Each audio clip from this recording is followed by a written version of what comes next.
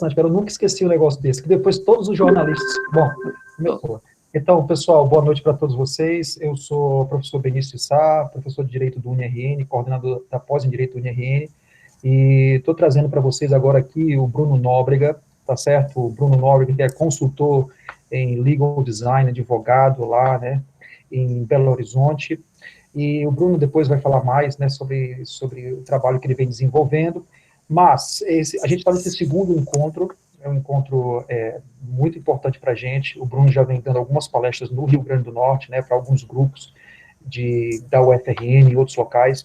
Na verdade, esse é o segundo encontro do Bruno aqui no UniRN. O primeiro encontro foi um encontro teórico, onde ele explicou essa ideia de legal design e visual law, e esse segundo encontro agora é um encontro mais prático, a gente vai colocar a mão na massa para aprender, né, as técnicas que o Bruno vem desenvolver aqui para todos nós.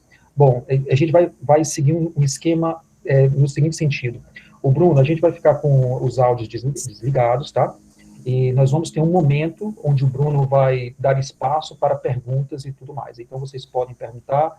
No decorrer também vocês podem utilizar o chat aqui, tá?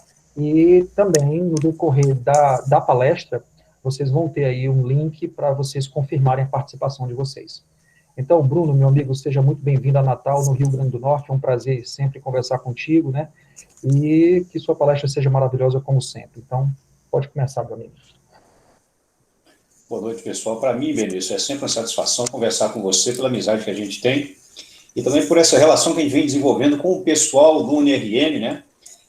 Fiquei muito feliz ao ter esse feedback seu de que praticamente se esgotaram as 90 vagas, né, para assistir esse workshop que nós vamos fazer hoje aqui no Sistema Canva.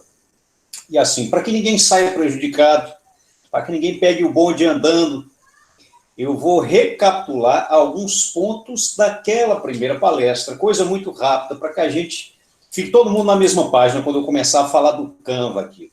Pessoal, hoje a gente vai ver na prática aquilo que no primeiro encontro foi visto em teoria. No primeiro encontro a gente falou de legal design, no primeiro encontro a gente falou de visual law, a gente estendeu um pouco o caminho do processo do design thinking, um roadmap de quais perguntas devem ser feitas na hora de desenvolvermos soluções fundamentadas em design. Nós vimos algumas regras de composição, algumas técnicas de escrita, vimos também questão do uso de cores, ainda que superficialmente, porque na prática a gente vai rever isso na construção em tempo real de uma peça, tá, de uma lauda, que ela vai servir de estrutura para vocês que podem construir junto comigo no Canva. Enquanto eu construo daqui, vocês constroem daí, e assim vocês vão ter à disposição de vocês uma peça, um mock-up, uma estrutura, um template básico para que vocês, a partir dessa estrutura elementar, vocês consigam construir os documentos que vocês precisarem, já que vocês vão entender a lógica por trás da construção. Tá? Eu queria compartilhar uma tela e eu preciso que vocês me confirmem se vai aparecer para vocês. Vou compartilhar 3, 4 slides para que vocês entendam o que a gente vai construir no Canva, tá? Vou compartilhar com vocês. Benício, eu vou pedir a gentileza de você confirmar para mim se está aparecendo na tela os slides que eu vou começar a compartilhar. Perfeito. Boa noite, Dani. Ok, está aparecendo agora. Apareceu aí Legal Design? Apareceu, perfeito. Apareceu, né? Pessoal, nessa página aqui, nesse slide aqui, eu mostro 3 laudas, 3 exemplos. No da esquerda, onde vocês veem dos fatos, eu uso técnicas tanto de diagramação editorial, quanto de storytelling. Perceba que eu coloquei fotos em destaque, perceba que eu coloquei uma legenda aqui no lado direito. Esse lado direito aqui a gente chama de barra de apoio, que é um lugar de respiro na peça. Por que respiro, Bruno? Porque a gente não quer que o nosso interlocutor se canse rapidamente da leitura que ele vai fazer. A gente não quer causar uma fadiga cognitiva precoce no leitor. Como é que a gente faz isso, Bruno? Limitando a quantidade de informações que a gente coloca em cada uma das páginas. No Legal Design, a gente é a gente é orientado a perceber uma lauda de uma petição como se fosse uma interface. Sabe quando você abre um site, você tem a interface. Quando você abre o aplicativo, você tem a interface daquele aplicativo. Qual que é a interface do advogado ou do profissional do direito como um todo com o seu interlocutor? É o documento. Aquela petição, aquela peça, ela é a interface que vai ligar você a seu interlocutor. Na lauda do meio, aqui onde tem da indenização por danos materiais, vocês veem que eu utilizei um QR Code, a gente vai aprender hoje aqui a colocar um QR Code nas petições e a criá-lo também na modalidade touchscreen, ou seja, se o seu interlocutor baixar a peça no tablet ou no celular e começar a ler, ele vai poder acessar o QR Code também via toque na tela, a gente vai ver como é que faz isso hoje. No lado direito aqui, onde tem a Vale, no caso Brumadinho, é um exemplo de infográfico aqui que eu trago para vocês, que a gente dividiu em duas colunas. Por que que é interessante a gente variar ao longo da peça a forma como a informação é apresentada? Para dar dinamismo à leitura. Igualmente, para não causar uma fadiga precoce.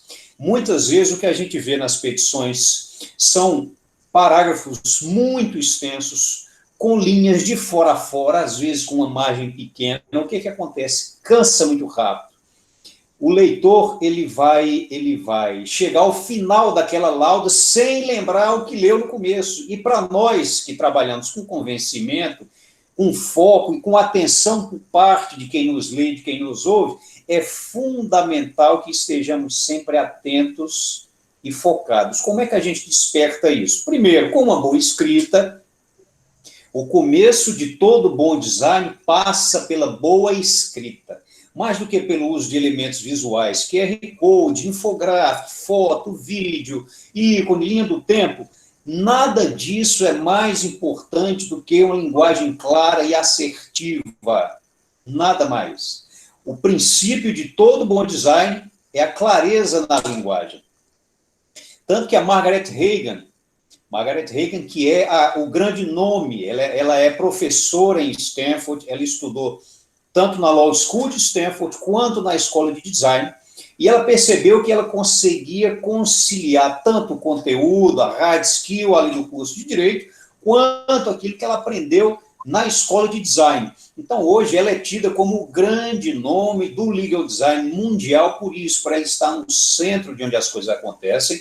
Ela é coordenadora do Departamento de Legal Design da Universidade de Stanford, que hoje é uma das principais em termos de desenvolvimento, de pesquisa e de prática do legal design. E ela diz o seguinte: o que é o legal design? É uma lente que coloca o foco do direito em inovar, testar e construir sistemas que estejam o quê? A serviço da autonomia das pessoas envolvidas. Veja só que interessante isso aqui. Se algo está a serviço da autonomia das pessoas, isso quer dizer que aquilo que a gente está construindo busca o empoderamento do interlocutor. Olha que interessante, que mudança importante de paradigma é essa. Se eu busco o empoderamento do meu interlocutor, eu estou facilitando a vida dele para que ele tome decisões estratégicas por si só. Quem é nosso cliente, Bruno? Quem é nosso interlocutor? Depende, vai variar conforme o contexto. Às vezes, o nosso interlocutor, o nosso usuário, vai ser o juiz. Às vezes, vai ser um cliente. Às vezes, vai ser um leigo com o qual a gente vai estar se comunicando e que, em função de ele não ter essa expertise jurídica, é interessante que nós, detentores da expertise jurídica, nós escrevamos de forma que ele compreenda. Lembra que eu falei há 2 minutos atrás que o princípio do bom design é a clareza na linguagem? Então, não faz sentido que nós, enquanto profissionais do direito, habituados ao hermetismo da linguagem jurídica, a gente se comunique com os leigos como se estivéssemos nos comunicando, por exemplo, com desembargadores de justiça. Não faz o menor sentido, muito embora seja extremamente comum. Do ponto de vista do design, isso é um erro grave, mas é um erro ainda mais grave do ponto de vista humano. Por quê? Porque usar o conhecimento que a gente tem para segregar não é prova de inteligência, antes é prova de atraso intelectual. Tá? Pulando para a página 55, que a gente vai ver uma questão rápida de composição. É importante a gente conhecer essa regra dos terços, porque essa regra dos terços, ela vem da fotografia, ela é muito utilizada no cinema, que consiste em você separar a sua moldura, separar o espaço onde você vai trabalhar, no nosso caso, uma folha de A4, separar em 3 pedaços iguais na horizontal, que é o que a gente vê nessa capa aqui de um processo. Isso aqui é uma capa do processo do escritório que eu separei na horizontal para vocês verem como funciona na prática. Perceba que há um equilíbrio entre cada um dos elementos em cada um dos espaços. O que é que isso gera, Bruno? Gera uma leitura mais fluida. Tá? Isso é uma regra de composição que a gente vai ver. Na lauda do meio aqui, da indenização por danos materiais, percebam que eu separei em 3 espaços na vertical. Um terço, o terço da direita, a gente dedica à barra de apoio. Para que serve essa barra de apoio, Bruno? Primeiro, para citações doutrinárias curtas. Serve também para trechos de jurisprudência mais curtos, que, afinal de contas, é uma prática que vem sendo reduzida. O copiar e colar de acórdãos inteiros. Ora, a gente quer que o juiz leia aquilo que efetivamente interessa.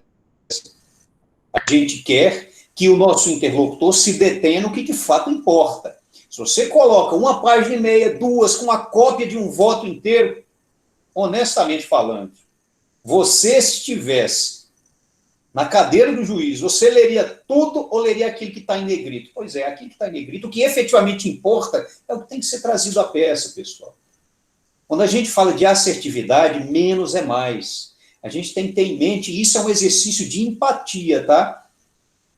É um exercício de empatia, colocar-se no lugar do outro para tentar entender qual que é a lógica por trás naquela decisão ou naquela terminologia que a pessoa usou. Pode ser o seu cliente, pessoa física, pode ser, por exemplo, se você é um jurídico interno, pode ser um diretor de um outro departamento dentro da estrutura corporativa, por exemplo, o diretor financeiro, um diretor de RH, ou mesmo um executivo da empresa, o CEO da empresa. Então, você tem que produzir a sua comunicação conforme o seu interlocutor. É preciso prestar sempre atenção nisso. Na lauda da direita, quando as linhas se interseccionam, ou seja, onde os pontos verticais e horizontais se tocam, eles formam pontos focais. Por que o ponto focal é importante, Bruno? Porque é onde o olhar humano inconscientemente primeiro se dirige. Percebam que aqui nessa lauda da direita, onde tem ponto focal, isso foi um caso de um acidente de trabalho, do rapaz que perdeu o movimento do ombro direito. E o que a gente fez? A gente alocou as fotos, as imagens que a gente utilizou num dos pontos focais. Então, antes mesmo que o juiz leia a parte textual, ele vai bater o olho ali e vai perceber que alguma coisa de muito grave aconteceu. Então, a formação do convencimento, ela começa a partir do sentido humano mais desenvolvido, que é qual? A visão. A visão é o sentido humano mais desenvolvido. Então, quando a gente coloca a visão, por isso o Visual Law é tão importante, o uso de QR Codes, o uso de gráficos, o uso de infográficos, o uso de linha do tempo. Enfim, isso é tão importante por quê? Porque além de tornar a leitura mais fluida, mais dinâmica, ela coloca 2 sistemas para funcionar de maneira concomitante, o sistema visual e o sistema linguístico. O resultado prático disso, pessoal, é o quê? É uma argumentação muito mais eficiente, muito mais convincente. A partir dessa breve introdução aqui, a gente vai começar efetivamente a construir a nossa peça no Canva, tá? Benício, eu vou te pedir uma outra gentileza, meu amigo. Por favor. Se porventura houver alguma pergunta e eu estiver explicando a construção da peça, você pode me interromper se entender pertinente, tá, Benício? Porque eu não vou estar lendo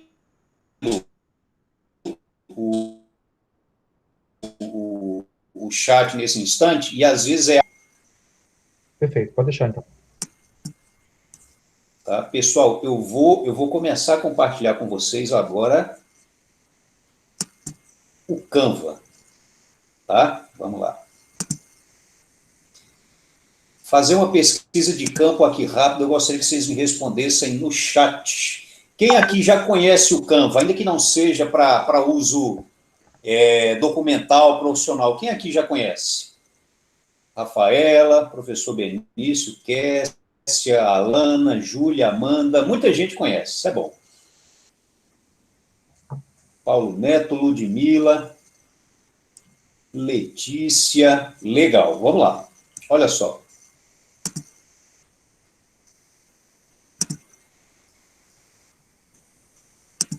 O Denise conhece.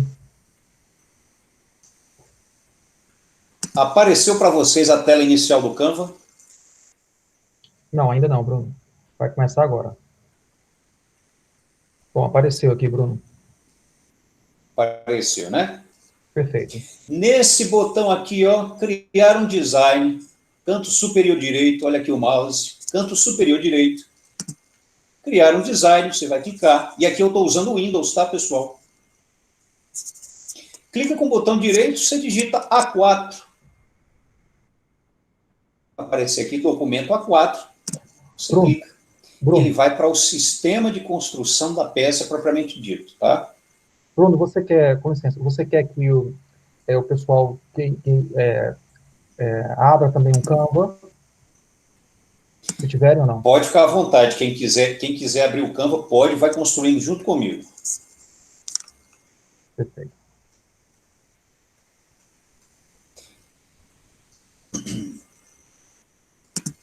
Ó, pessoal, entrou aqui, e basicamente esse aqui. Aqui eu estou usando a versão paga, mas a versão gratuita já resolve 80% da sua demanda. A demanda do dia a dia, do escritório, honestamente, talvez você sequer precise da versão paga do Canva. Tá? A versão gratuita já resolve. Aqui em cima eu estou salvando o nome do projeto, Workshop Canva UniRN, para a gente se situar. E, pessoal, a primeira coisa que eu vou fazer aqui é construir os espaços que vão servir de base para a alocação do texto. Olha só, construir para vocês entenderem. Fica um pouco mais pesado do que o normal, por quê? Porque como eu estou compartilhando aqui com vocês, então as funções elas demoram um pouco mais para aparecer. Vocês vão ver que quando vocês estiverem fazendo isso, ou offline, ou sem compartilhar, fica bem mais leve, tá? Ó, cliquei aqui em elementos, tá vendo? Ó, esse menu vertical aqui do lado esquerdo, templates, uploads, foto, elementos, texto, vídeo, background. Aqui, ó, cliquei em elementos, e aqui você vai digitar ou rectangle, ou square, ó, ou retângulo, ou quadrado. Por quê, Bruno? É só para a gente conseguir construir o espaço das medidas, só para isso que vai servir, tá? Depois, inclusive, a gente vai apagar isso da estrutura. Ó, vocês estão vendo aqui que apareceu um quadrado. Eu vou dar um zoom um pouco maior para vocês entenderem um pouco a questão das margens, que é importante. Ó, 75% de zoom. Vou diminuir um pouquinho aqui, só para vocês entenderem a ideia. Ó, o Canva ele tem uma função muito interessante, que é o seguinte, ó, vocês estão vendo que apareceu uma linha cor-de-rosa aqui? Cada linha cor-de-rosa dessa que aparece é uma margem que ele indica. Ó, as margens principais. E ele tem uma função ímã. que é o seguinte: na hora que você encosta na margem, é como se atraísse o objeto que você está trabalhando com ele, ó.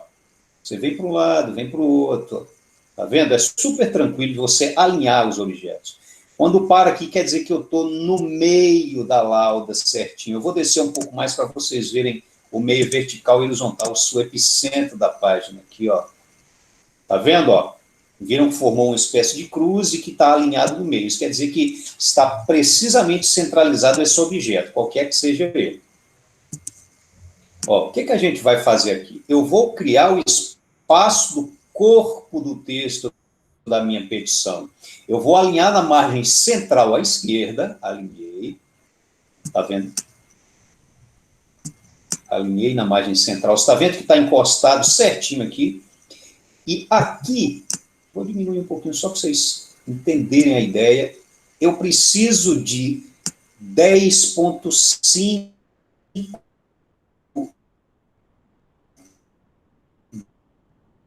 de 10, 10.1, 10.2, 10.3, 10.5, aqui, chegou. O que é isso aqui, Bruno? Quer dizer que na hora que eu estender esse espaço aqui para baixo, ele vai funcionar como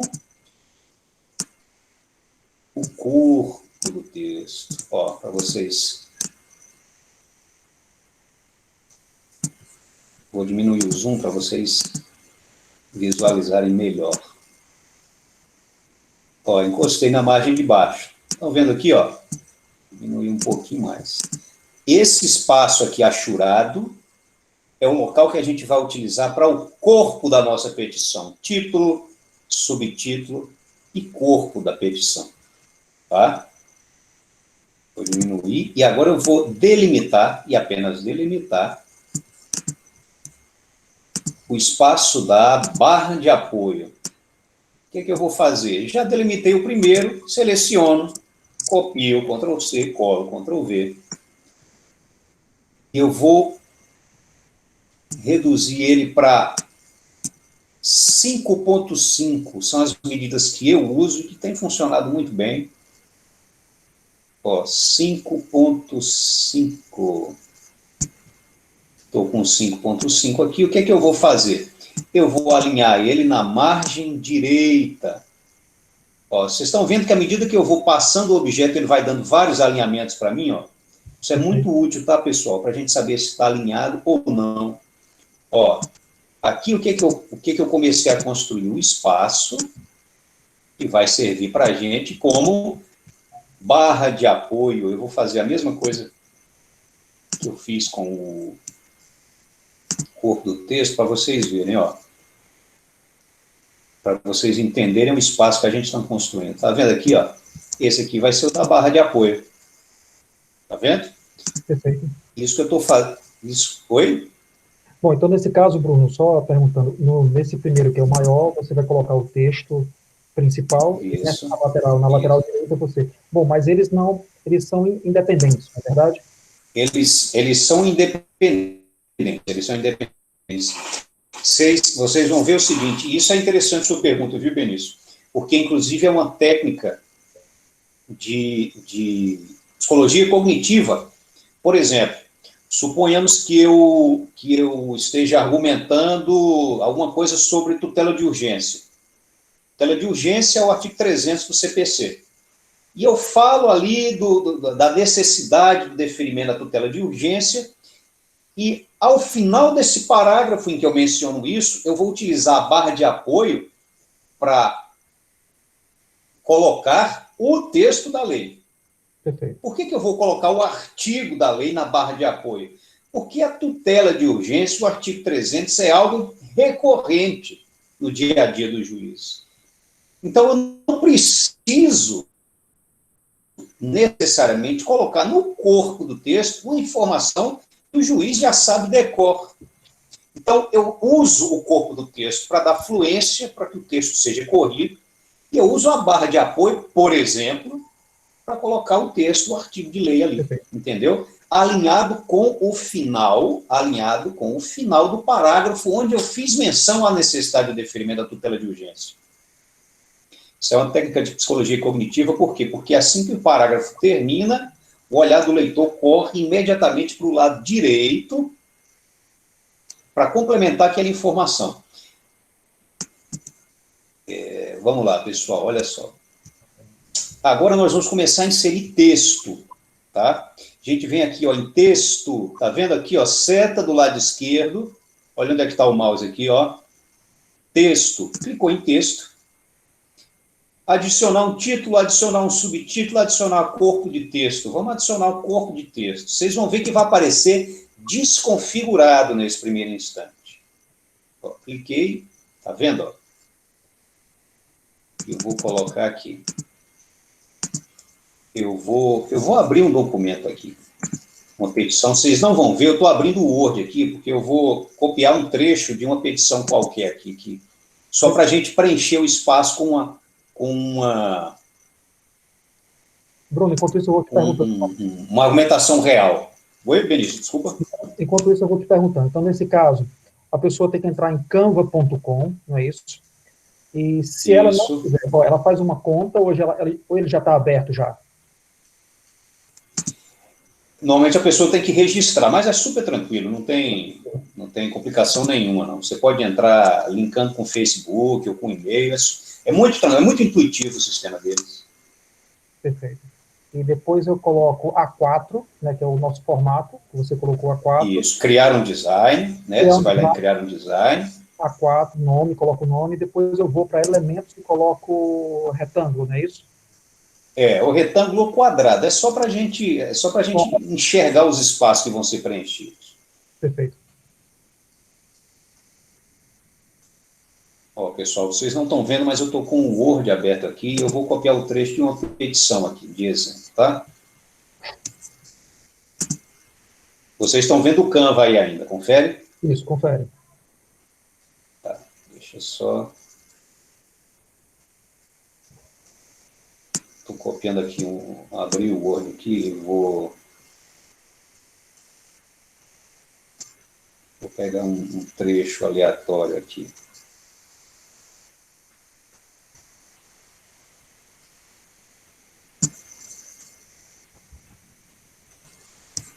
Essa parte eu não tinha.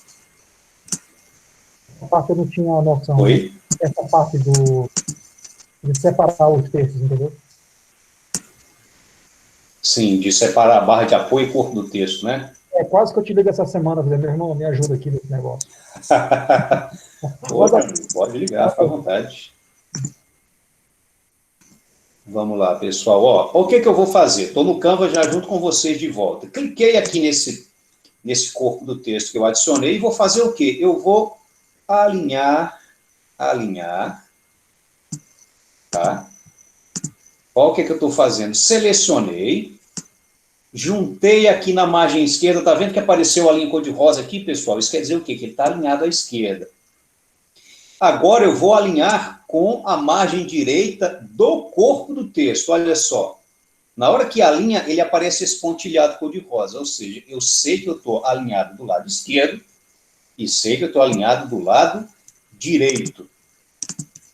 Vou pegar um parágrafo aqui, para a gente começar a inserir o texto. E aqui, pessoal, a dica que eu dou é a seguinte: usem o Word para peticionar normalmente, mas sem formatação nenhuma. Eu faço o quê? Eu digito tudo que eu tenho que digitar, escrevo tudo que eu tenho que escrever no Word, eu não coloco nem um negrito, não faço nada, itálico, nada. Por quê? Porque tudo isso eu vou fazer no Canva. Mas a escrita, a digitação em si do texto, ela é feita no Word. Tá bom? Outra coisa importante aqui, ó. Uma dica que eu dou, uma dica prática essa, tá? Quando eu sei que aquilo vai ser uma jurisprudência, eu seleciono o texto e destaco em verde. Quando eu sei que vai ser um artigo de lei que eu vou precisar citar na peça, eu destaco em vermelho, sem formatação, só o verde, só o vermelho. Por quê? Porque na hora que eu levar o conteúdo, que eu estiver migrando do Word para o Canva, eu vou saber o que eu tenho que fazer com aquele pedaço de texto. Tá? Ó, aqui eu selecionei no Word e vou colar no Canva, ó, Ctrl+V. Você viu que está sem formatação. Então, eu venho e formato aqui, ó. A gente vai reduzindo os espaços. Tá vendo, ó? Ainda sem formatação aqui no Canva. Estou trazendo o texto para cá para começar a formatar. O que eu vou fazer? Seleciono tudo, ou arrasto o mouse e seleciono tudo, ou vou direto no atalho, clico no objeto, Ctrl A. Ele vai selecionar tudo. Por que eu preciso selecionar tudo? Para eu colocar o tamanho da fonte e o alinhamento que eu preciso. Qual que é a fonte que eu costumo utilizar no corpo do texto? Essa aqui, ó, Assistant Regular. Ela vai aparecer aqui, ó. Cliquei aqui, ó. Vamos de novo para vocês verem. Ó, tá vendo aqui? Está aparecendo Open Sans Light. Essa é a fonte que está no corpo do texto, mas não é a que eu uso. Eu clico aqui e eu vou pesquisar por Assistant. Tá vendo? Vai aparecer Assistant, já apareceu, Assistant Regular. Vou clicar, vocês vão ver que a fonte vai mudar.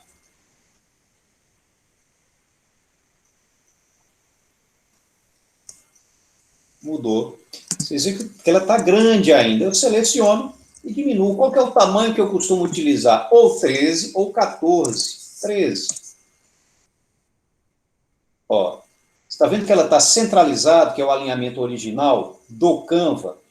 Aqui, ó, o ícone igual ao do Word, ó, alinhamento. O que a gente vai fazer? Justificar. Tá? Justifiquei. Se eu perceber que tem algum espaço sobrando, eu reduzo. Ó. Tá vendo? Já temos um parágrafo aqui formatado com a fonte, com espaçamento, com alinhamento correto. Lembrando, pessoal, que essa estrutura toda, ela só precisa ser construída uma vez, tá? Depois que a gente constrói a base, é só a gente duplicar as páginas e utilizando esses espaços que a gente já formatou. É só a primeira página que, como não existe um template próprio para petição judicial, a gente tem que realmente criar manualmente. Mas uma vez que você cria, você pode copiar em todos os seus outros documentos, tá? Vou copiar mais alguns parágrafos aqui para a gente enxergar a petição mais completa, tá? 3 parágrafos só para a gente ter uma noção aqui de como é que vai ficando. Voltei para cá, eu costumo dar um espaço de uma linha entre um parágrafo e outro, e vocês vão ver que na hora que eu colar, estou colando agora, olha o que vai acontecer. Já repetiu-se a formatação que eu tinha utilizado. Tá vendo? Ó.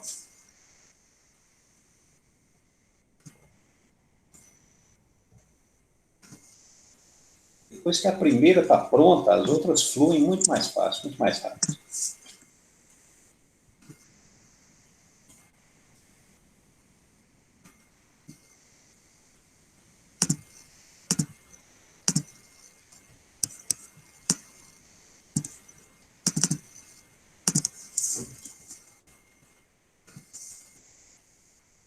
Ó, vocês estão vendo que o documento já está ficando com cara de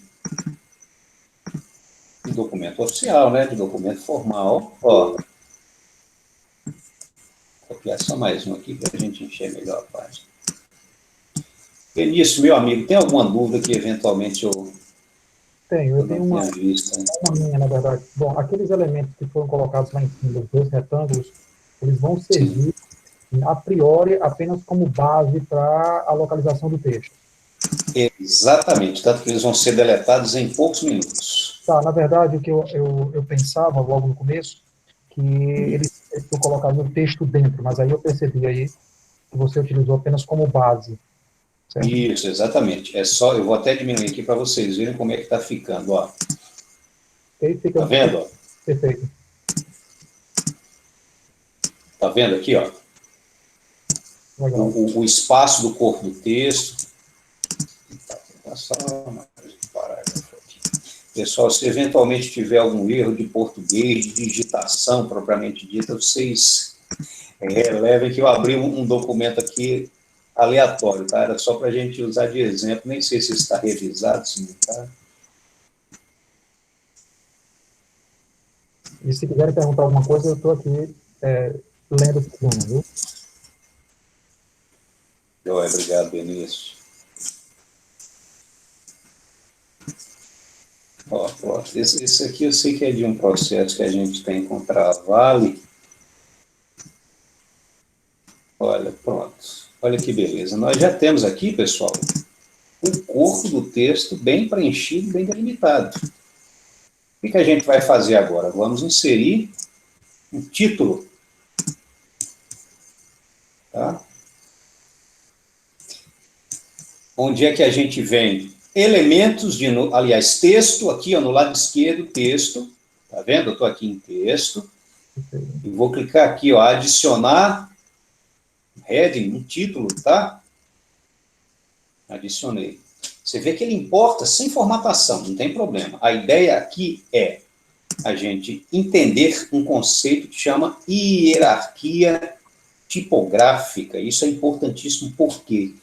Porque acontece, às vezes, de um leitor não saber direito aquilo que está disposto na página, se é um título, se é um subtítulo, se é o corpo do texto, sabe? Então, a hierarquia tipográfica, ela serve para delimitar visualmente o que cada um daqueles elementos é dentro da petição. Aqui, deixa eu colocar um título qualquer, vamos colocar a indenização por...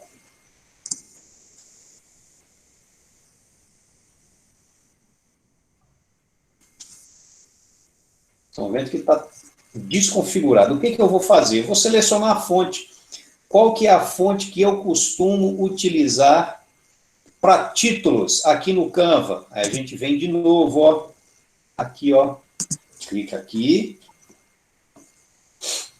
e vamos pesquisar a fonte. Qual que é a fonte que eu costumo utilizar? Lato, tá? Bruno, você acha importante usar fontes com serifa? Com serifa ou sem serifa? Vamos lá, Benício, uma pergunta interessantíssima essa. O que é a serifa? Serifa é aquela puxadinha no final da fonte, e ela era utilizada basicamente para indicar a direção da leitura. Perceba que, hoje em dia, a maioria das fontes ela é sem serifa. Digo, fontes para corpo de texto, ela é sem serifa. Por quê? Porque já é intuitiva a leitura. A leitura no Ocidente ela é como? De cima para baixo, da esquerda para a direita. Você não precisa de serifa para indicar o caminho da leitura. Tá? Mas antigamente, bem antigamente, era necessário esse tipo de orientação para os leitores. Hoje em dia, sobretudo com a criação de dispositivos digitais, a serifa vem caindo em relativo desuso no corpo do texto. Para título, para subtítulo, para destaque, ela continua sendo utilizada, seja por uma questão estética, seja por uma questão de hierarquia tipográfica. Tá? Mas no corpo do texto, o que eu sugiro? Sempre fontes sem serifa. E mais do que isso, não utilizar mais de 3 fontes numa mesma petição. Você pode utilizar, por exemplo, isso eu vou fazer aqui, vocês vão ver, ó, lato. Vocês vão ver que já vai mudar aqui a fonte. Eu uso lato no título. Que tamanho eu uso aqui? Os tamanhos 20, 22, aí vai do gosto de cada um, entre 20 e 25. Ó, dá indenização por danos materiais. O que eu vou fazer aqui? Eu vou quebrar. Dá indenização por danos materiais. E aqui, para dar um ar de modernidade, eu vou alinhar à direita. Você pode centralizar? Pode, mas eu não recomendo, porque centralizar fica esteticamente estranho. Porque você está utilizando 2 terços para o corpo do texto e 1 terço para a barra de apoio. Então, o que eu sugiro? Ou você alinha, deixa eu colocar um pouco mais de zoom para vocês enxergarem melhor o que eu estou fazendo. Ó, ou você alinha à esquerda, tá vendo? Ó? Olha onde é que o mouse está aqui, ó. O mouse está aqui. Ou você alinha à direita. Eu, particularmente, acho esteticamente interessante alinhar o título e o subtítulo à direita. Por quê? Porque dá um ar moderno à peça, do ponto de vista de diagramação editorial. Só que, pessoal, não sei se vocês concordam comigo, mas eu me incomodo com esse espaço aqui, eu acho ele muito grande, não precisa, tá? Um espaçamento duplo aqui não convém. A gente tem esse ícone aqui, ó, de espaçamento, todo mundo está vendo aqui, olha onde é que está o mouse aqui, spacing. Eu clico aqui, em vez de altura da linha line height 1.4, eu coloco 1.1, por exemplo, 1,1, enter. Ó, já encurtou aqui. O que eu vou fazer agora, pessoal? Eu vou alinhar. Estão vendo que eu alinhei aqui à esquerda? Está alinhado. Eu vou trazer para cá. Para quê? Para saber que daqui para frente todo o espaço de título vai estar com a caixa de utilização alinhado com o corpo do texto. Nesse instante, eu já não preciso mais do quê? Desse elemento aqui, ó, que serviu para balizar os espaços do corpo do texto. Clico, seleciono ele, deletei ele, e aqui eu vou encaixar na parte de dentro da borda superior o subtítulo, olha só. Estão vendo que é muito fácil, muito intuitivo, você clica e você já percebe, ó. Tá vendo? Estou alinhado à esquerda, estou alinhado acima. E agora eu vou fazer o quê? Eu vou inserir o subtítulo. Aqui o subtítulo, em vez de eu vir texto, subtítulo, não, eu vou mudar a tática aqui. Olha o que é que eu vou fazer. Eu vou clicar em título, eu vou copiar o título e colar. Seleciono, Ctrl+C, Ctrl+V. E eu configuro, a partir disso, o subtítulo. Qual fonte eu costumo utilizar? Lato Bold. Perceba que eu estou utilizando fonte de uma mesma família. Para quê? Para não poluir visualmente a peça. Ó, cliquei, Lato, e eu vou pesquisar Lato Bold, talvez ela já apareça aqui. Ó, Lato Bold, ó o mouse aqui, ó, pessoal, abaixo de Lato, Lato Bold, canto esquerdo da tela, ó, cliquei.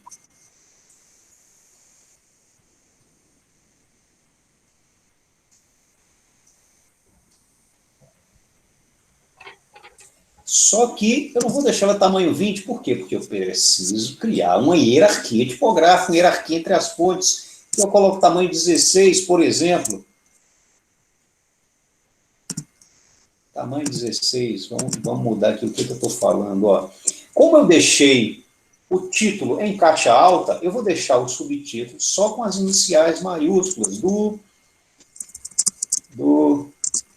conceito, melhor, em vez de do sobre, acerca do conceito.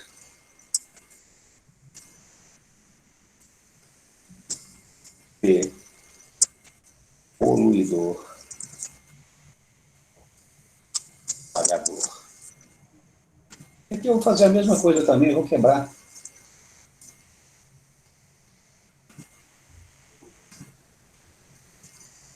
Tá vendo, pessoal, que é bem tranquilo você criar essa hierarquia, criar esses detalhes. Agora vamos para um ponto importante aqui, ó. Essa é a dica de ouro, tá, pessoal? Como é que a gente sabe, como é que a gente visualiza o espaço entre os objetos. Meu objeto referência, eu clico nele, ele está selecionado, vocês estão vendo que aparece essa esfera, essa bolinha aqui, ó. Clico nele, objeto referência, objeto paradigma, eu deixo o mouse em cima, isso aqui é importante, pessoal, peço a atenção de vocês. Encosto o mouse em cima, mas não aperto nada. Deixo o mouse em cima e pressiono o botão Alt no Windows. Alt, olha o que vai acontecer. Eu começo a enxergar a distância entre os objetos. Está vendo? 1.8. Com o Alt pressionado, eu nas setas vou aproximar e vou deixar o meu objeto base na distância que eu entendo razoável. Pode ser 1, pode ser meio, aí vai de cada um. Eu vou deixar espaço 1 para vocês verem. E do subtítulo para o título, eu costumo deixar 0,3 ou 0,5. Ó, de novo, cliquei no meu objeto referência, levei o mouse ao objeto fixo, pressionei Alt. Já está em 0,3. Aí é a força do hábito, tá, pessoal? Já está em 0,3. Ó, título alinhado com a parte de cima da margem, subtítulo a 0,3 do título e corpo do texto a 1 de distância do subtítulo. Vamos ver isso aqui de longe, o efeito que dá. Olha só, já temos uma peça bastante razoável aqui. Tá vendo? e bastante diferente do ponto de vista de diagramação das petições que a gente vê por aí, de fora a fora, sem hierarquia, com um parágrafo todo em negrito, em itálico, em sublinhado e entre aspas. E aqui vem um detalhe, pessoal, onde tudo está destacado, nada se destaca. Eu já cansei de ver petição em que o camarada coloca caixa alta, vermelho, negrito e sublinhado. Aí, ao longo da peça, tem 3, 4 parágrafos por página assim. Que destaque tem isso, gente? Nenhum. Não tem destaque nenhum. Então, dê destaque onde efetivamente há de ser destacado. Isso é um princípio básico do design, um princípio básico da diagramação editorial. Onde muitos destaques existem, nada está destacado. Mas suponhamos que a gente queira dar um destaque em um termo, em um trecho, em uma frase. Vou dar um zoom aqui, eu vou mostrar como é que funciona a mesma coisa de um editor de texto. Eu vou selecionar o que eu quero dar destaque. Por exemplo, aqui, ó, eu estou aqui no parágrafo que começa com os fundamentos expostos e tal. Aí vem quais sejam os fundamentos da responsabilização civil. Tipo de exemplo. Vou clicar aqui, vou selecionar o que é que eu quero. O ato ilícito, igual a gente faz no Word, o dano e o nexo de causalidade. Selecionei, venho aqui, ó, nesse B de bold, tá vendo? Ó, cliquei. Aí, ó, já coloquei o negrito. Muito parecido com o Word, não tem dificuldade nenhuma. A dificuldade maior que tem é construir as estruturas e entender como é que a gente cria fonte, espaçamento, diagramação. Do ponto de vista de arte final, é bastante tranquila a lógica no corpo de texto. Tá? Vocês vão perceber que algumas fontes não têm itálico, é o caso dessa aqui. Se não tem itálico, que recurso a gente usa fora o negrito? Aspas. Tá? Sublinhado, ou caixa de texto.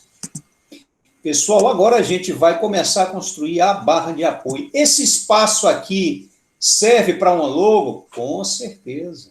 Tanto que as petições do escritório, elas foram criadas utilizando parte da logo como medida da barra de apoio.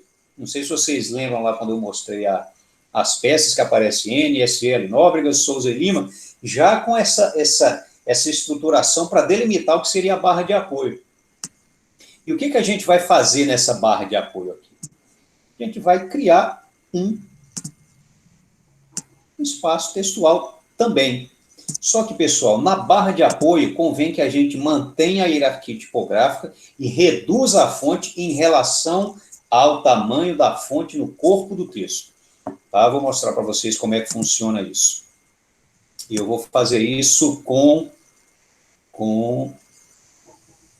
um artigo, tá? Eu vou copiar, eu vou abrir aqui o Código Civil. Vocês não estão vendo, vocês vão continuar vendo o Canva, mas eu estou em outra tela aqui, tá, pessoal? Perfeito. Bruno, enquanto isso, eu vou fazer uma pergunta aqui para você, do Lucas Pois Oliveira. não. O Lucas pergunta, qual o espaçamento entre o final de um texto e o começo de outro subtítulo? Qual o espaçamento Entre o final de um... texto? Deixa eu ver se eu entendi. Deixa eu voltar aqui para o meeting. Espera aí, tá, pessoal? Qual o espaço... Lucas Oliveira, 2051, não é isso, Benício? Isso. Qual o espaçamento entre o final de um texto e o começo de outro subtítulo? Boa pergunta, Lucas. Pode ser um. Eu costumo utilizar ou um e meio, tá? E uma dica importante que eu dou é a seguinte: não quebrem parágrafos, tá? Ainda que sobre um espaço ao final da lauda, jogue o parágrafo inteiro para a próxima página, tá, pessoal? Para evitar, às vezes, uma linha solta que a gente dá o nome de viúva, uma linha solta no final da página. Eu estou abrindo aqui o Código Civil e vou...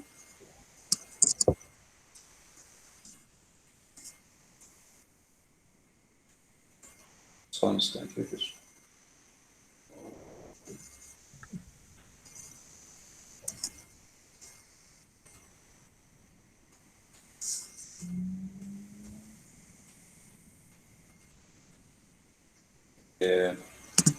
Estou copiando aqui e vou colar no Canva para vocês verem como é que funciona a hierarquia tipográfica e o uso da barra de apoio. Só um instante. Está lento aqui o computador, mas vamos lá.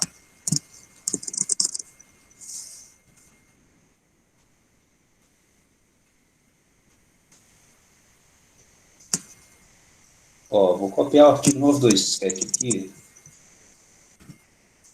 O que é que eu vou fazer aqui? Eu vou pegar um item qualquer só para a gente utilizar como referência. Por exemplo, subtítulo. Vou copiar, vou colar, mas eu vou fazer dele aqui um texto da barra de apoio. Ó, alinhei à direita, vou alinhar à esquerda. Alinhar à esquerda com quem, Bruno? Com o objeto que a gente criou aqui, tá vendo? Ó? Tá vendo? Ó o alinhamento aqui, os vários alinhamentos que tem. Tá vendo? O que é que eu vou fazer? Eu vou utilizar uma fonte tal, em tamanho menor. Por exemplo, a própria Assistant regular, só que no tamanho 11. Tá? Em vez de lato bold, vamos lá, Assistant regular.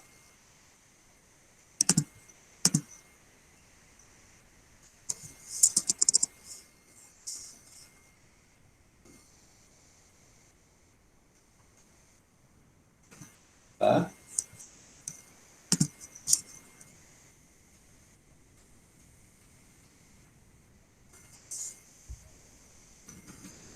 Tamanho 11. Ó, vocês percebem que tem uma hierarquia clara entre as fontes, tá vendo? Agora que eu formatei, eu trago para cá o texto que eu precisar.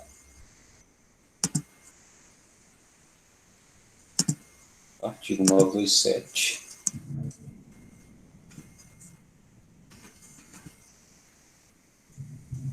Ó, tá vendo? Aqui, como é que eu gosto de fazer, pessoal? Eu gosto de alinhar à esquerda sem ser justificado. Tá? Até para dar uma diferença do corpo do texto. Por exemplo, aqui eu estou falando de responsabilização civil. Então, para onde que eu vou trazer essa observação? Para onde eu estou falando no texto corrido, ó. Onde que eu vou alinhar? Ao final do parágrafo. Tá vendo? Ó. Suponhamos que fosse você lendo aqui os fundamentos expostos assim assado, visto que a responsabilidade no caso concreto é objetiva. Suponhamos que eu estivesse falando aqui do artigo 186 ou 187, é só para ilustrar aqui, ó.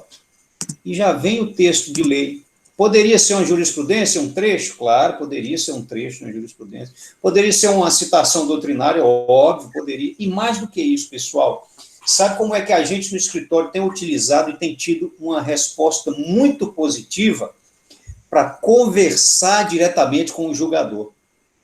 Muitas vezes, eu vou citar um exemplo aqui, naquele das fotos lá que eu mostrei, do rapaz que houve o problema no ombro dele. Estava claro e escancarado que o contrato que ele tinha assinado era um contrato fraudulento, do ponto de vista da CLT. Ele teria que ter assinado um contrato de trabalho e fizeram uma pejotização com ele. Eu não vou entrar aqui no mérito da pejotização, mas era um contrato fraudulento naquele cenário, naquelas circunstâncias. E eu não vou, como parte interessada, chegar e bater o martelo e dizer que é um contrato fraudulento. Eu sei que é um contrato. Mas convém que eu interaja com o julgador para que eu conduza o leitor à conclusão que eu gostaria que ele tivesse. As perguntas, elas têm esse poder de gerar essa interação, né? De dar fluidez, de colocar o magistrado numa posição de destaque na construção da solução. Tá? O que eu faço com a barra de apoio? Eu questionei assim, não seria, excelência, um caso de fraude? Pergunto. Aí embaixo, aqui na barra de apoio, eu explico a situação.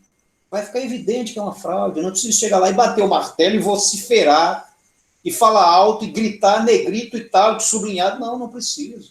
Eu preciso fazer com que aquele trecho seja lido com atenção. Quando eu desloco esse questionamento para a barra de apoio e interrogo, indago o juiz acerca do que ele pensa, ele vai concordar comigo, que está escancarado. Entende como é sutil a forma como a gente conduz a leitura, a fluidez, a fluência na leitura?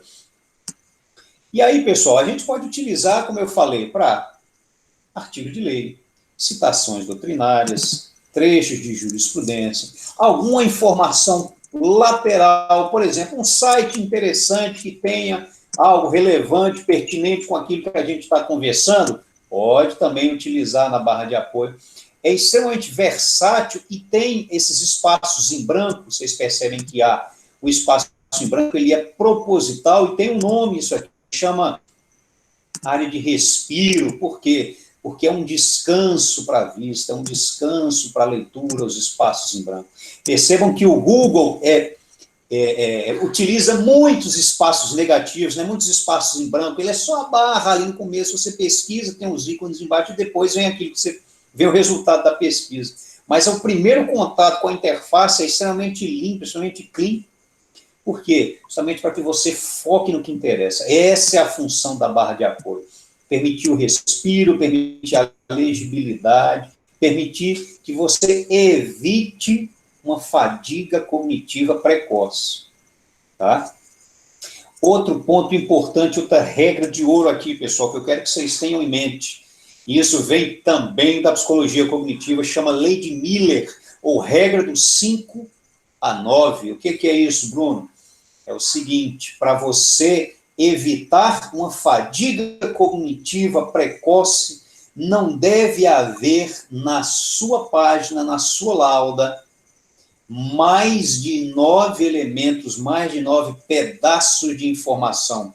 Se vocês pesquisarem Lei de Miller ou regra dos 5 a 9, vocês vão encontrar isso na internet. E é o seguinte, a gente considera pedaços de informação, por exemplo, os parágrafos.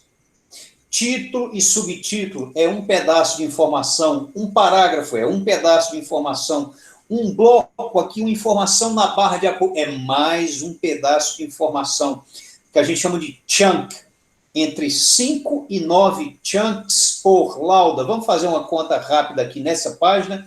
A gente tem título e subtítulo, um pedaço, mais 1, 2, 3, 4, 5, 6 parágrafos, 7. Suponhamos que a nossa lauda encerrasse aqui, seria, do ponto de vista de quantidade de informação, uma lauda ideal. Por quê? Porque tem 7 pedaços de informação. Aí você pode me perguntar, tá, Bruno, mas e quando eu colocar logo, e quando eu colocar o cabeçalho, o rodapé, o que seja? A partir da terceira lauda, pessoal, o cabeçalho, a logo e lá embaixo o endereço no rodapé, eles são desconsiderados pelo cérebro como um pedaço de informação. Eles se tornam invisíveis para o leitor depois de um tempo. Então, a gente desconsidera isso, tá? O que a gente considera como chunks de informação? Título e subtítulo como um pedaço, cada um dos parágrafos e os elementos que você utilizar na barra de apoio. Tá legal? Então, tenham sempre isso em mente, entre 5 e 9. Ah, mas eu achei que a petição ficou muito vazia. Não tem problema. Se tiver 5 e for o caso de mudar de página, mude. Por exemplo, você está terminando a narrativa dos fatos e utilizou só 3 parágrafos, mais uma informação e um QR Code, deu 5, não tem problema. Encerra ali e abre uma outra página. Aí você começa do direito, aí você vem título, subtítulo, e continua, segue a vida. Tá? Vocês vão ver que a leitura se torna muito mais fluida e é isso que a gente quer. Pessoal, um elemento importantíssimo do Visual que a gente vai aprender a colocar agora, QR Code. Bruno, deixa eu só te fazer uma pergunta em relação à linha, tá? Então, existe uma quantidade de palavras por linha? 13, 9, visualmente falando? Nem tanto palavras por linha, viu, Benício? Mas eu costumo respeitar muito o espaço de 10,5 centímetros ali do corpo de texto. Perfeito. Porque normalmente o que a gente vai ter que fazer é quebrar. É preferível quebrar, ajuntar e aglomerar muitas palavras numa mesma linha. Tá? Normalmente, as laudas, pelo que eu tenho visto, e isso é totalmente empírico, tá? Eu nunca fiz um contar palavras, mas utilizando a regra dos 5 a 9, nunca passa de 400 palavras por lauda. É muito difícil isso acontecer, muito difícil. Tá? Fica Tem uma alguma coisa, coisa entre 250 e 300 ali, isso padrão, né? Mas se acontecer de 650 também, não tem problema. essa Era formatação isso, aí, Vinícius? é isso, essa formatação que você acabou de fazer aí nessa petição, ela é muito Sim. boa. Eu leio muito no Kindle, e ele tem esses formatos também de diminuição. Sim. Então, por exemplo, os olhos eles se fixam mais, por exemplo, nessa formatação aí à esquerda, entendeu? Então, é uma coisa bem interessante. Então, eu tenho percebido que as minhas leituras, elas aumentaram mais nesse tipo de formatação. Então, o Kindle, ele proporciona essa forma. Sim. Então, é muito legal. Então, depois que Sim. se alguém quiser fazer um teste de velocidade de leitura e compreensão, obviamente, né? Vale a pena fazer no Uhum. Kindle. E esse padrão que a gente está utilizando aqui, viu, Benício? Ele é internacional, na verdade, sabe? Esse de você utilizar 2/3 e 1/3. Ele é um padrão de diagramação muito utilizado. Às vezes você vê invertido, você vê o primeiro terço, a área de respiro no lado esquerdo e o corpo do texto no lado direito, também é bastante comum. Outra formatação comum é 2 colunas de mesmo tamanho, mas aí a gente tem um problema. Essa é um padrão em desuso. É cansativo 2 colunas do mesmo tamanho. Por quê? Porque não gera essa hierarquia, não dá esse espaço, esse respiro que a gente precisa. Numa página ou outra, você pode colocar, claro, eu fiz isso naquele infográfico lá da questão da Vale, dividi em 2 colunas, mas você vê que um era um infográfico, o outro que era corpo do texto. Tá? Então, se for dividir em 2 colunas, pode, não tem problema, mas lembre de respeitar a lei de Miller, ou seja, a regra dos 5 a 9, tá? E de tentar deixar, sobretudo na coluna da direita, um espaço de respiro, para você simular uma barra de apoio, ainda que não seja necessariamente uma barra de apoio, seja uma coluna. Perfeito. Pessoal, todo mundo sabe criar QR Codes? Mais uma pergunta aqui que eu gostaria que vocês respondessem no chat, por gentileza. Eu tenho uma certa noção. Eu acho que eu já tentei, eu acho que já consegui. Sim, vamos colocar assim aqui. Vamos ver se eu consigo. Você foi voto vencido, viu, Vinícius? Rapaz, eu fui aqui. Mas, rapaz, nós investi tanto para colocar esse QR Code, cara. Mais uma vez, quase que eu te ligava de novo, meu irmão, onde é que coloca o QR Code? Eu Vamos acho lá. que eu descobri. Você não tem noção.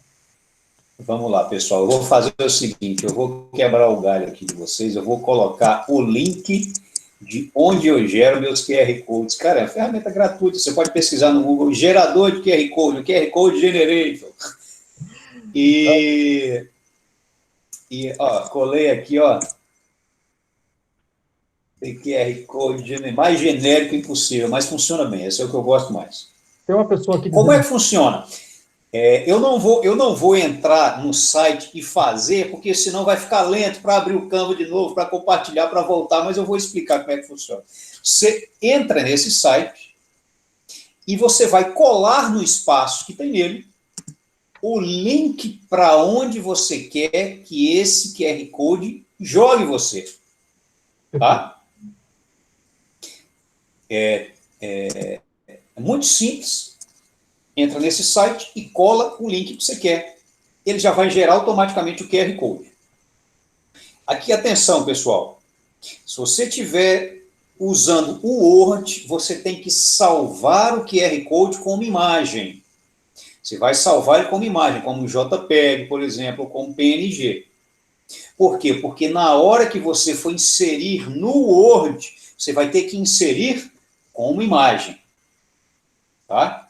No Canva não precisa, basta você selecionar, botão direito, copiar imagem, e lá no Canva você vai colar, Ctrl V, ele já vai aparecer direto. Olha só, fazer um teste aqui com vocês. Gerei um QR Code, vou copiar imagem. Vocês não estão vendo isso, mas vocês vão ver o QR Code aparecer aqui, ó. Eu estou no Canva já de volta. Vou apagar esse exemplo aqui do artigo 927 e vou colar o QR Code. Está vendo que o QR Code apareceu grandão aqui? Apareceu para vocês? Perfeito, apareceu. Tamanho que eu costumo utilizar do QR Code, pessoal, 3x3, ó, 9, 8, 7, 5, 4, vou deixar aqui, ó, 4x4, só para a gente ter uma ideia. Onde que eu vou colocar? Centralizado na barra de apoio. É onde eu prefiro. Por que centralizado, Bruno? Porque o QR Code é acessado via câmera. Tá? Então, é preciso que haja um espaço negativo em volta para que a câmera reconheça o QR Code. E aqui eu queria fazer um teste com vocês, que vocês pegassem as câmeras, seus telefones, ligassem as câmeras e testassem esse QR Code aqui, para ver se ele está funcionando e para onde ele nos leva.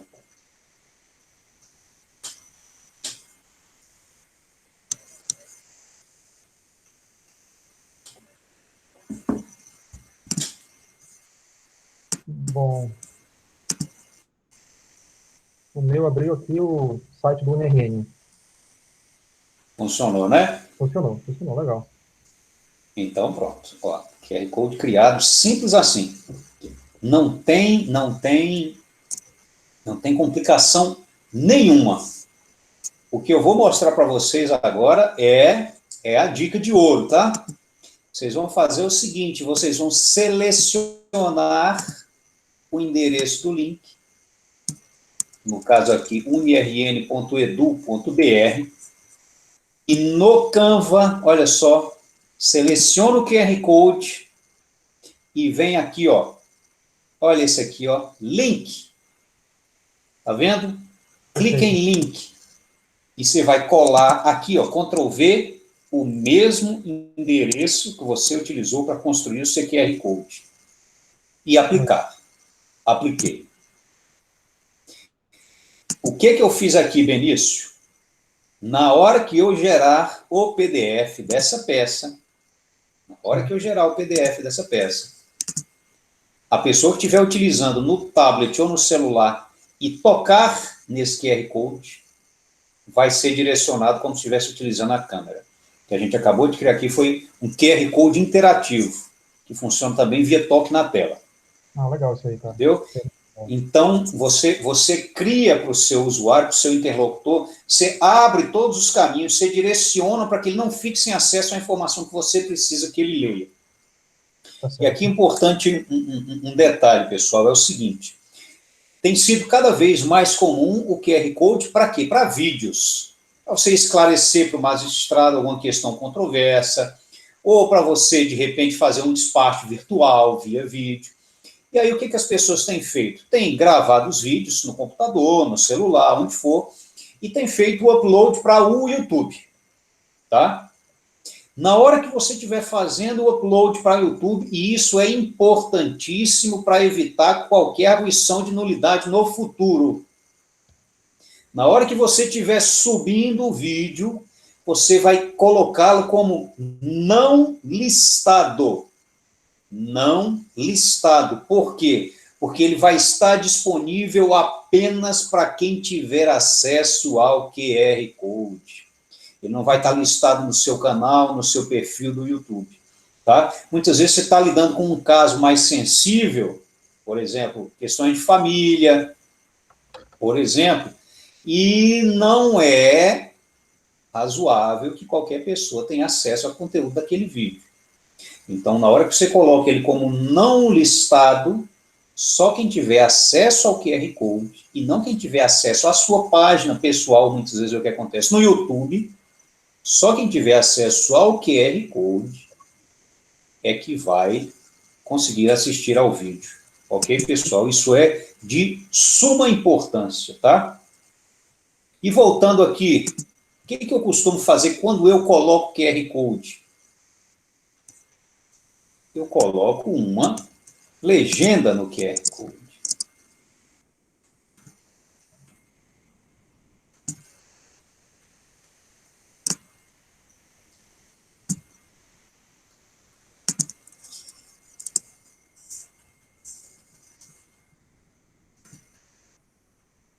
estou fazendo? Estou construindo de novo aquela legenda que eu tinha apagado há pouco. O que é que eu faço, pessoal? Eu vou lembrar como é que a gente acessa. Acesse via câmera, mouse ou toque na tela.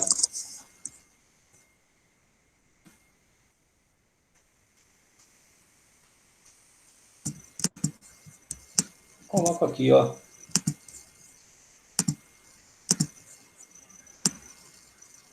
Para lembrar o interlocutor como é que a gente acessa isso aqui, tá? Acima, eu já adianto para ele qual é o link que ele vai acessar através do QR Code. Site da site do UniRN.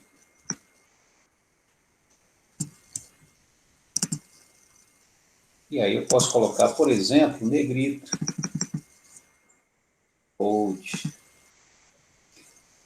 Caso você queira deixar tudo maiúsculo, como é que a gente faz?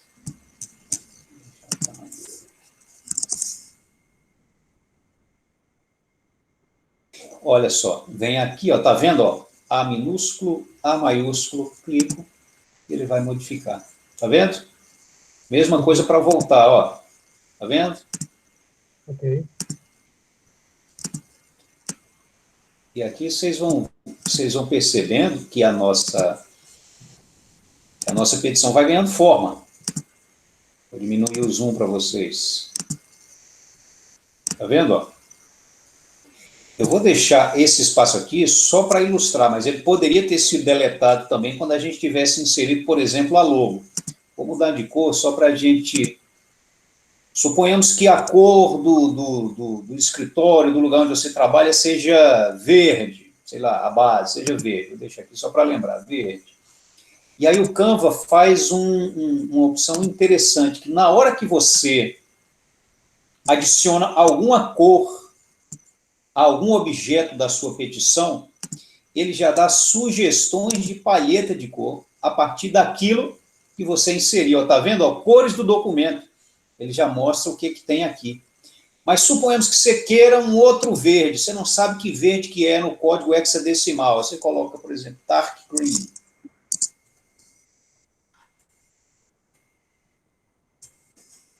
Ele já vai trazer uma série de cores que, em teoria, se harmonizam para você utilizar na sua peça, sem que ela fique parecendo um carnaval.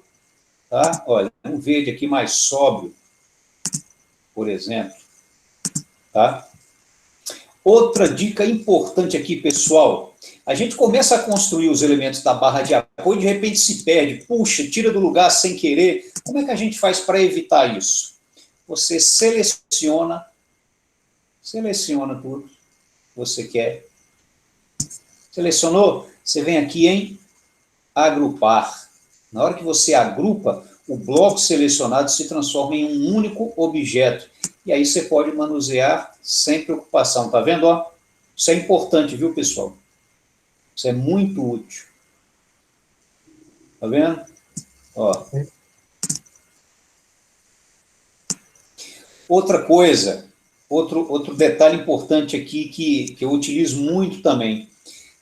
Se eu quiser dar um destaque para um parágrafo inteiro, eu vou colocar ele todo negrito? Posso, mas tem uma forma que chama mais a atenção e que pode harmonizar com a identidade visual do lugar onde você trabalha, do seu escritório, de repente do seu órgão, se tiver autorização para fazer isso, que é a gente utilizar a famosa caixa de texto. Só que a gente vai utilizar uma caixa de texto diferente, a gente vai utilizar ela com transparência. Ó, dupliquei aqui o espaço, e vou selecionar um determinado parágrafo para utilizar como caixa de texto. Suponhamos esse aqui, ó. É incontroversa, portanto, o que eu fiz? Arrastei e vou criar uma caixa de texto que seja maior do que o parágrafo. Ó, maior do que o parágrafo. Fugir um pouco da margem, de propósito. Aí venho aqui, ó, cobrir o texto. O que que eu faço? Clico em posição. Jogar para trás, igual ao Word, backward. Joguei para trás, só que não deu o contraste que eu preciso. O que é que eu faço? Clico aqui, ó, transparência.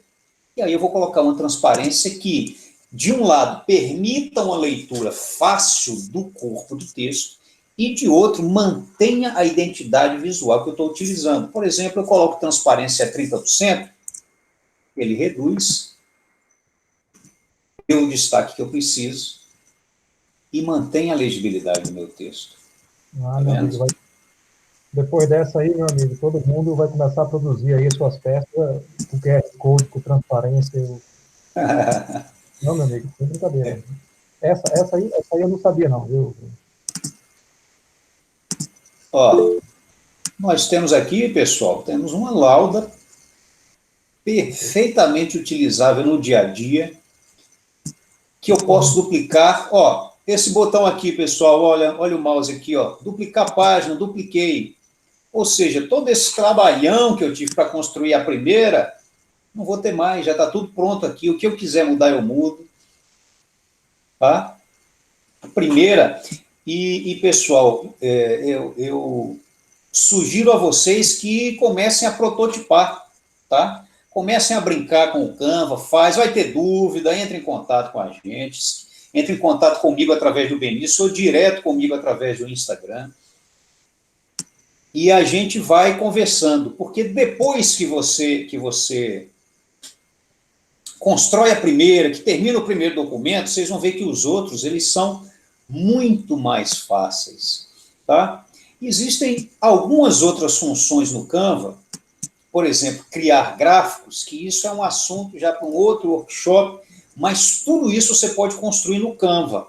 Ou, como eu falei, digitar no Word e exportar para o Canva. O Canva consegue puxar alguns elementos, por exemplo, de uma tabela, quando você cria um gráfico, e os gráficos do Canva são sensacionais, né? Que é uma ferramenta de design, não é um editor de texto.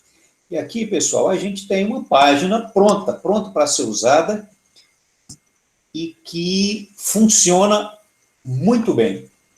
Muito bem. Vou interromper o compartilhamento agora e estou voltando aqui para a tela do Meet. Perfeito. Meu amigo Benício, em resumo, esse é o workshop da construção da página estrutural do Canva. Naturalmente, tem outros recursos, tem outras possibilidades, mas a base do dia a dia, para o que a gente precisa, efetivamente, do nosso trabalho, grande parte está aí. Bom, primeiro eu queria, então, parabenizar, e Bruno, e muito obrigado por mostrar uma coisa super limpa. Eu tenho aqui, por exemplo, o Lucas Oliveira disse, os assessores vão gostar bastante dessa forma de limpeza e de organização de texto. A Ludmila Vasconcelos diz, com certeza, às 21 e 22, ansiosa para começar a peticionar, amanhã mesmo. Isso mesmo, Ludmila. Bem, muito bem. O Guerra disse show, o Gênesis disse top. Bom, pessoal, se vocês têm alguma pergunta para o Bruno, vocês podem fazer aqui. Eu e ele estamos aqui lendo. Por favor, não esqueçam também de preencher aqui o questionário de satisfação que está aqui do lado da barra lateral, no Forms, tem um link aqui para vocês. Mas, Bruno, ficou muito legal. Então, você passou umas técnicas bacanas aí que eu estava mexendo para um lado, para o outro, consegui fazer algumas coisas, mas eu estava olhando lá no teu Instagram. Aliás, Bruno, por favor, diga o seu Instagram e também o Instagram do Admirável Direito Novo. O meu Instagram, eu vou inclusive colocar ele aqui, Benício, para o pessoal, Bruno _Nóbrega _, esse é o meu perfil pessoal, e o perfil que eu tenho trazido mais conteúdo é o Admirável Direito Novo. Esse é um perfil conjunto com um amigo que eu tenho aqui de Belo Horizonte, chamado Bruno Lever, e a gente está migrando o conteúdo nosso dos perfis pessoais para o Admirável Direito Novo. Inclusive, tem muita coisa lá, tem podcast, tem talk show, tem trechos de áudio, tutoriais, artigos, então tudo que é sobre inovação, sobre legal design, visual law, storytelling, que é fundamental, pessoal. Estudar storytelling é o futuro da argumentação jurídica. Tá? Tudo isso a gente está disponibilizando lá no Admirável Direito Novo. Serão muito bem-vindos, tanto no perfil pessoal, quanto no Admirável Direito Novo, com certeza. Então, pessoal, então tá aí, o Bruno colocou aí Admirável Direito Novo, né, e arroba Bruno Nóbrega, desculpe, Bruno, Nóbrega, São esses dois aí que vocês podem seguir para tirar dúvidas. Bruno, eu tenho aqui duas dúvidas aqui para você. Primeiro, o Gênesis Pereira disse, essa petição é uma arte, perfeito, legal, concordo também. O Lucas Oliveira diz, onde podemos aprender mais sobre o assunto além, né, e além, que eu sou Bruno. E a outra é a Kézia, eu já vou fazer as duas ao mesmo tempo. O Lucas Oliveira é às 21h25 e a Kézia é às 21h25. Poderia dar indicação de outras leituras, sites para nos aprofundarmos no tema? Pessoal, eu estou colocando o link aqui do livro da Margaret Hagan, do Law by Design. É em inglês, mas é uma leitura que não é difícil. Tem muita parte visual, muita parte gráfica, dá para intuir muita coisa. Quem tiver o inglês um pouco enferrujado, joga no Translator e estuda, não é desculpa para não estudar, tá? Hoje em dia você tem essas ferramentas que já facilitam a sua vida. O livro dela é online, é gratuito, tá? O Admirável Direito Novo é uma fonte também interessante, porque a gente tem, apesar de ser um projeto novo, Benício, tem 18 dias hoje, estreou dia 1º de agosto, mas já tem muito conteúdo lá, já postado, e muito conteúdo já pronto para ir sendo liberado. Todo dia a gente posta conteúdo novo. Eu ensinei, por exemplo, na última semana, como é que a gente faz esse QR Code com toque na tela, que as pessoas perguntam muito, que eu ensinei para vocês aqui, eu ensino lá também. A gente traz algumas provocações, algumas reflexões sobre o futuro do direito, questões de tecnologia chegando ao direito, como é que o profissional jurídico tem que se portar em relação a essa realidade que vem chegando e vem chegando forte, né? Pessoal, eu gosto muito também no YouTube desse canal aqui, ó, é em inglês, mas normalmente tem legenda, que é do Donald Norman Group, N/N Group, tá? Quem quiser seguir lá, tem muito material bom lá, tudo legendado, coisas rápidas sobre service design, que é importante, sobre design thinking, que é importante, porque o que acontece? É preciso esclarecer uma coisa aqui, viu, Benício? O pessoal muitas vezes está tendo primeiro contato hoje. O Visual Law, ele é apenas a porta de entrada do Legal Design. Ele é um dos módulos do Legal Design. Ele é o que você aprende primeiro e que você utiliza logo de cara, porque é relativamente simples quando você tem essa bagagem teórica que você recebeu hoje aqui, por exemplo, na hora de criar peça. Restringir o uso de cores, criar uma hierarquia tipográfica, ter noção de distanciamento, ter noção de comprimento da linha, isso tudo vem do design editorial. Mas o legal design, ele é muito mais amplo do que isso. Ele passa pelo design da experiência do usuário, UX.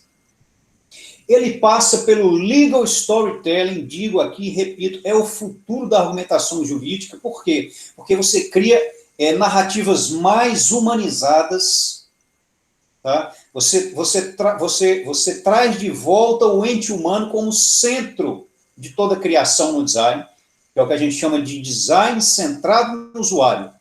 Todo bom design, ele é centrado no usuário. E como é que a gente cria um design, por exemplo, numa petição centrado no usuário, na realidade jurídica? Humanizando a narrativa. Tá? Não são só fatos, não são só provas, são histórias humanas às quais o seu cliente confia a você a narrativa de um capítulo, muitas vezes, severo da vida dele, ou importante da vida dele. Né?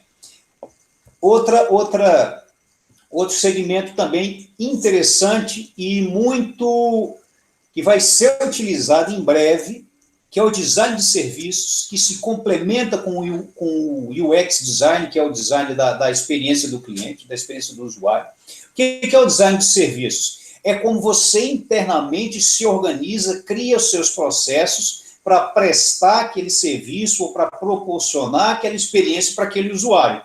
Isso é um segmento que vai crescer demais. Sabe por quê? Porque nós, no direito, tanto na esfera pública quanto na iniciativa privada, nós estamos ultrapassados do ponto de vista de processo. Não é só do ponto de vista da linguagem, não. E quando eu falo processo aqui, não é teoria do processo, não é processo civil, processo penal, não. Eu falo de procedimentos internos, de formas de criar, de estruturar o serviço que prestamos. Quer ver um exemplo disso? Design de serviço bastante simples. A gente costuma pensar no direito em forma de silos. Quais silos, por exemplo? Prospecção seria um silo, expertise jurídica outro, marketing outro, e os pontos de contato não existiriam. Tem hora que você está falando só sobre expertise, só sobre marketing, só sobre prospecção, e isso é, do ponto de vista do design, um erro. Por quê?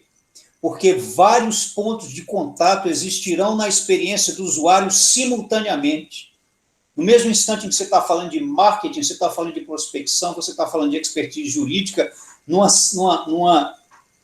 barra horizontal, e não num formato vertical de silo e sem ponto de contato. Vocês vão ver que essa expressão silo ela é muito utilizada no design de serviço, e é algo que a gente nunca ouviu falar.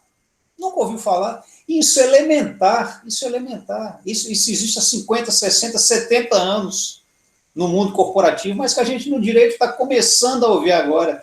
Eu costumo dizer, brincando, que a nossa escrita jurídica ela é pré-moderna. A gente escreve como se escrevia no final do século XIX. Né? Isso, realmente, não tenho nem dúvida disso. Eu costumo dizer o seguinte, que a grande revolução do direito, que o legal design vem trazendo isso forte, é a revolução da linguagem. É a revolução da linguagem.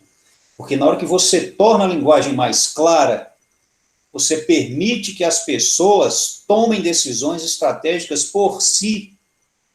E quando eu estava conversando com o pessoal da Justiça Federal do Paraná, alguns dias atrás, eu disse para os juízes lá, eu disse, pessoal, vocês já pararam para pensar que uma sentença, uma decisão com uma linguagem clara tem uma função também pedagógica?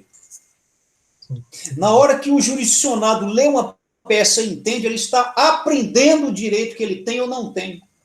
Ele se posiciona melhor enquanto cidadão, ele compreende a situação dele dentro do contexto social. E é um negócio extremamente óbvio. Extremamente óbvio. Né? Até a ideia de acesso à justiça, não é isso, Bruno?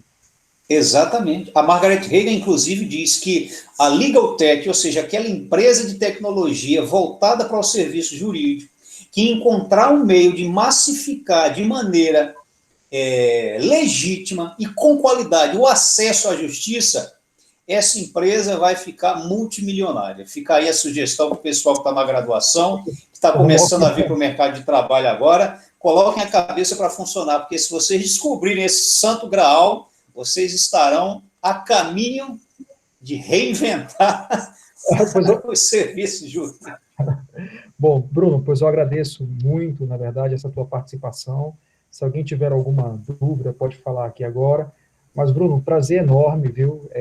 Você trazer essa limpeza toda, essa organização toda sobre o texto.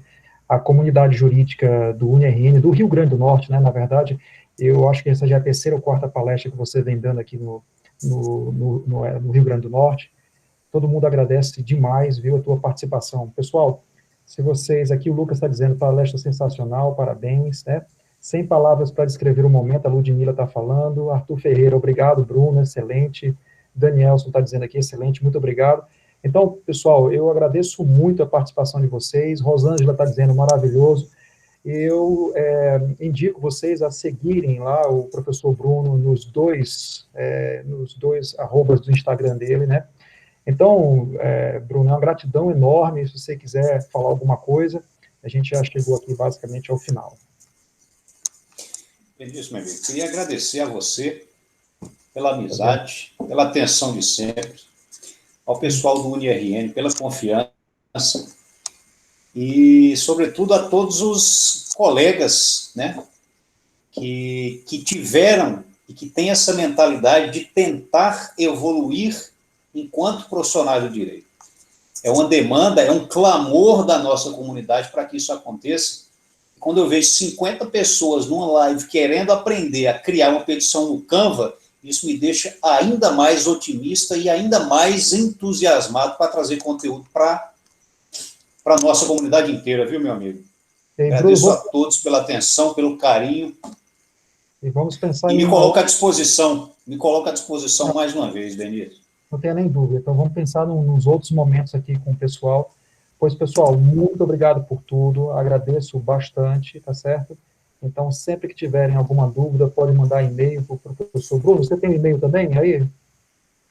Tem um e-mail? Tenho, mas é mais fácil me contatar pelo Instagram. Meu e-mail é, vou colocar aqui no chat também, que é bruno@nsl.adv.br. bruno@nsl.adv.br. Pode me contatar também por esse e-mail, mas o meu principal canal de acesso é o Instagram, tanto o perfil pessoal, Bruno_Nóbrega_, quanto o Admirável Direito Novo. Tá, pessoal? Vocês fiquem à vontade. Se tiverem qualquer dúvida, podem me perguntar por lá, não tem problema nenhum, vou responder com o maior prazer, tá? E comentem, compartilhem, divulguem isso, porque quanto mais pessoas fazendo isso, melhor há de se tornar a prestação dos serviços jurídicos como um todo. Perfeito. Pois muito obrigado, Bruno, e muito obrigado a todos vocês que estiveram aqui nessa terça-feira aprendendo sobre legal design. Pois um abraço grande para vocês. Bruno, eu vou ser o último a sair, então